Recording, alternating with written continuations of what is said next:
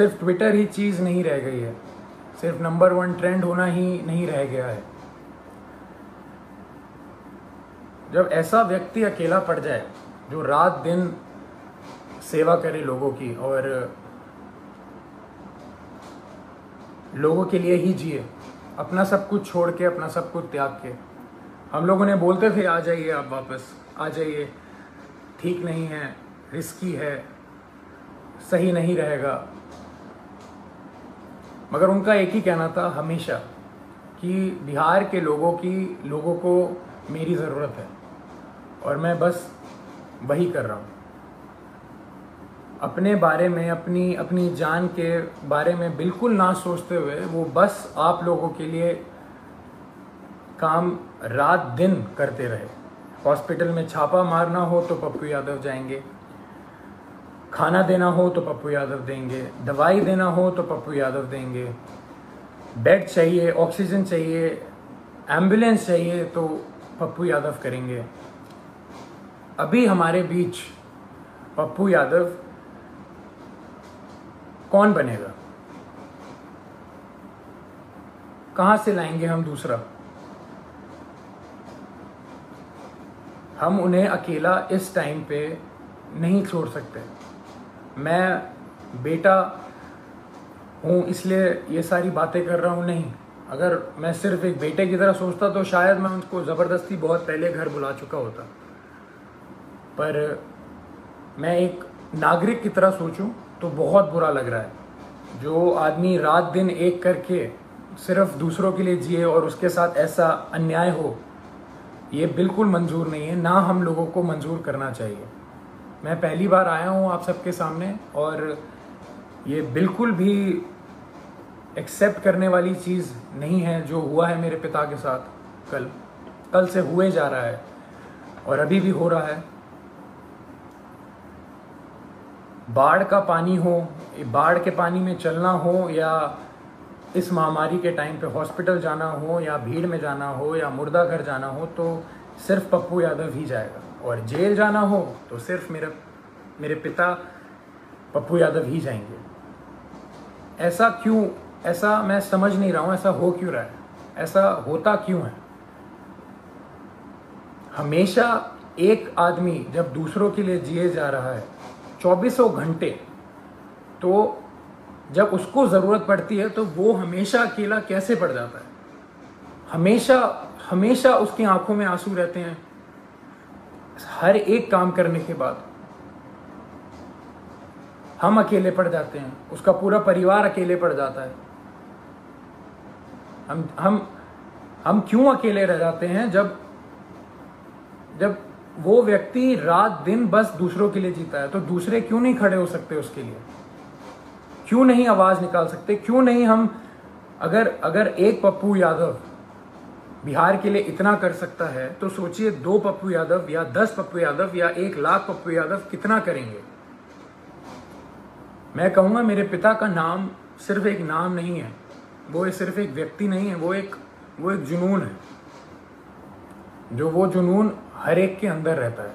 मेरे अंदर भी है, मेरी बहन के अंदर भी है, मेरे भाई के अंदर भी है, और आप सब के अंदर है। वो सारा जुनून एक साथ अगर काम करे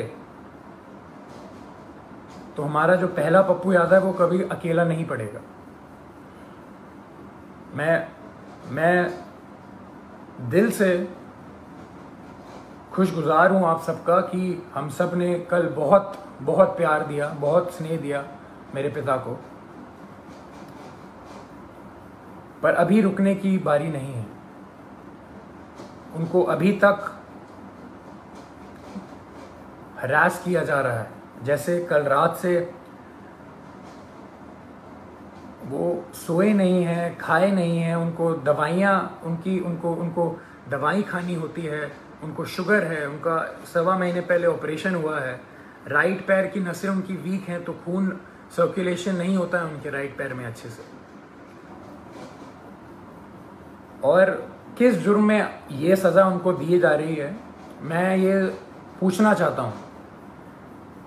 और जिनकी वजह से हो रहा है वो बहुत अच्छे से जानते हैं कौन कौन है। और ये बिल्कुल ना समझें कि किसी को नहीं पता है कि किसकी वजह से हो रहा है ये और क्यों हो रहा है। यहाँ कोई बच्चा नहीं है और कोई डरा हुआ नहीं है। पप्पू यादव ना कभी किसी से डरा है, ना कभी डरेगा। जब ये जुनून हर एक के अंदर है और हर एक बंदा, हर एक माँ, हर एक बेटी, हर एक भाई जब उसके पीछे खड़ा रहेगा और उसको पूरा विश्वास है कि हर एक बिहार का व्यक्ति उनके साथ है, वो कल साबित हुआ है। मैं बस ये कह रहा हूँ कि वो सिर्फ कल पे ही सीमित नहीं होना चाहिए, ये मुहिम चलती रहनी चाहिए। यही मेरे पिता का सबसे बड़ी जीत है। उनको पद से कोई लेना देना नहीं है। उनकी सबसे बड़ी जीत ही इसमें है कि उनके साथ सारे सच्चे लोग खड़े रहें, पूरा बिहार खड़े रहे, बिहार खुश रहे। उनकी सबसे बड़ी जीत यही है। तो जब हम सब में ये जुनून है तो हम सब मिलके इस मुहिम को, इस भ्रष्टाचार के खिलाफ जो हमने मुहिम छेड़ी है, जो ये भ्रष्टाचार मेरे पिता के खिलाफ हो रहा है, जिस जुर्म में जो कोई नहीं बता सकता, जो कोई बता ही नहीं सकता कि जुर्म है क्या। मैं चाहूँगा हम सब एक साथ मिलके इस भ्रष्टाचार के खिलाफ जो मुहिम मेरे पिता ने छेड़ी है, लाखों की कतार में हम एक सब मिलके इसके खिलाफ आवाज़ उठाएं और मेरे पिता को जो जीत हमेशा देखी है उन्होंने बिहार के लिए, वो रास्ता, वो राह, वो पथ पे हम सबको चलते रहना है। इसी में उनकी सबसे बड़ी खुशी और सबसे बड़ी जीत है। मैं बहुत खुश नसीब महसूस करता हूँ कि मैं अभी यहाँ बैठ के आपके सामने ये सब बोल पा रहा हूँ।